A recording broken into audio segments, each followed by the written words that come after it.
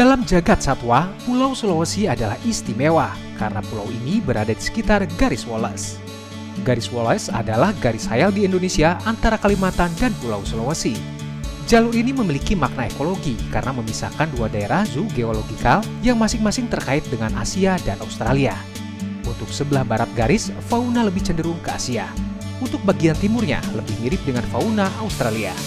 Garis ini diberi nama sesuai nama penemunya Alfred Russel Wallace. Wilayah di sekitar garis Wallace sering dianggap salah satu yang paling ekologis beragam di dunia, selain hutan Amazon dan hutan hujan Kongo.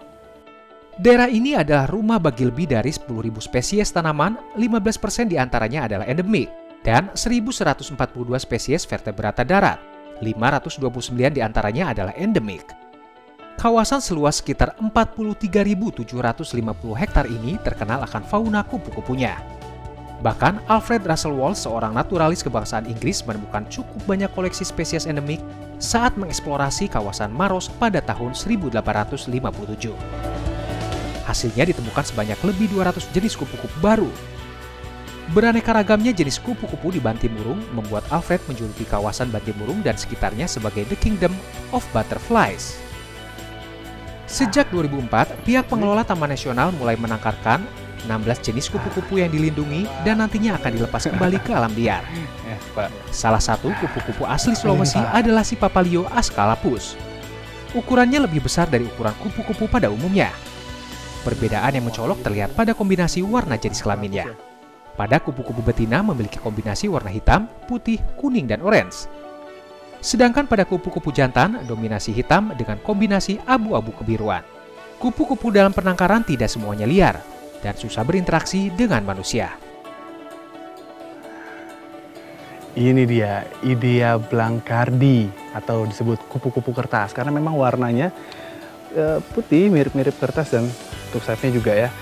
Nah, jadi kalau Anda pernah nonton film kupu-kupu kertas, ini dia kupu-kupu kertas yang asli. Ya gak? Cantik ya? Waduh, terbang.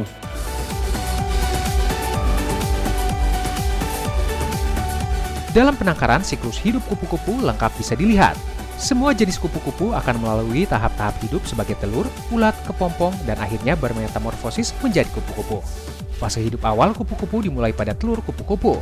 Telur ini melekat pada daun dengan lem perekat khusus. Setiap spesies kupu-kupu memiliki tumbuhan favorit yang sendiri, baik yang hanya satu spesies maupun berbagai spesies. Setelah kurang lebih dari 1 minggu, telur menetas menjadi larva kupu-kupu, yaitu ulat. Uniknya, banyak orang yang menyukai keindahan kupu-kupu, akan tetapi mereka pasti merasa jijik pada ulat. Padahal keduanya adalah makhluk yang sama. Ulat ini akan mendedikasikan hidupnya untuk selalu rakus memakan dedaunan kegemarannya sebanyak mungkin. Meski ada beberapa jenis ulat yang memakan serangga. Ketika ulat sudah mencapai ukuran penuh, ulat masuk dalam tahap kepompong. Dalam tahap ini selama kurang lebih 2 hingga 3 minggu, secara internal organ ulat sedang dibubarkan dan diganti dengan struktur kupu-kupu dewasa.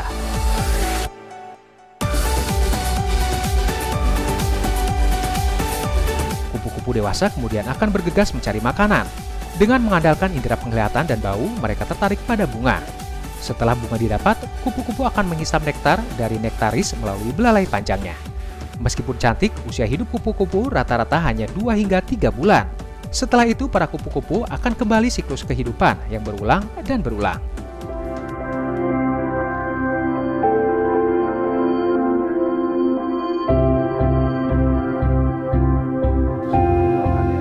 Dalam penangkaran juga terdapat laboratorium kupu-kupu dan berfungsi sebagai tempat pembelajaran dan penelitian. Unit pengelola laboratorium Taman Nasional Bantimurung menyimpan ulat-ulat dari taman kupu-kupu dan merawatnya hingga menjadi kepompong. Semuanya disimpan dalam tempat khusus. Berarti ini saya lihat ada yang nggak keluar tuh, nggak jadi ya. Nah itu sebetulnya kenapa? Ini kemungkinan ada predator yang gigit, jadi kulitnya bocor sampai cairannya itu keluar. Oh, predatornya seperti apa tuh? Biasanya seperti semut, serangga-serangga kecil. Ya. Oh, jadi nyangkut aja di situ, gagal. Aduh, sayang banget sih. Padahal itu nanti bakal jadi kupu-kupu yang cantik. Dia harus dijaga aja deh.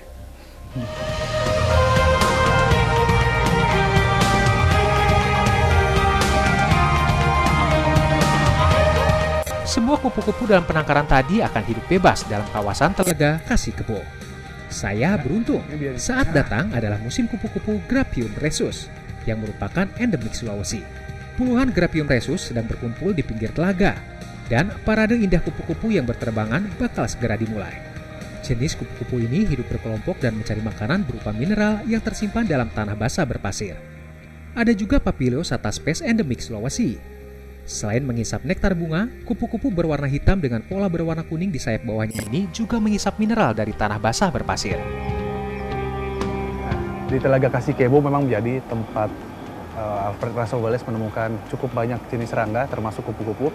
Dan kalau Anda mau melihat kupu-kupu yang ngumpul seperti depan saya ini, itu pagi menjelang siang. Ya, karena mereka suka matahari pagi dan juga masih cukup banyak mineral yang ada di tanah ataupun pasir kalau pagi hari. Sekarang saya mau ke depan menjual mereka.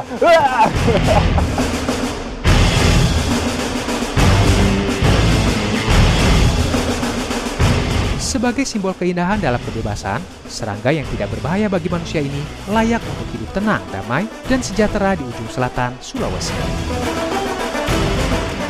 Muhammad Irsa, Yusuf Darrohman, Bantimurung, Sulawesi Selatan.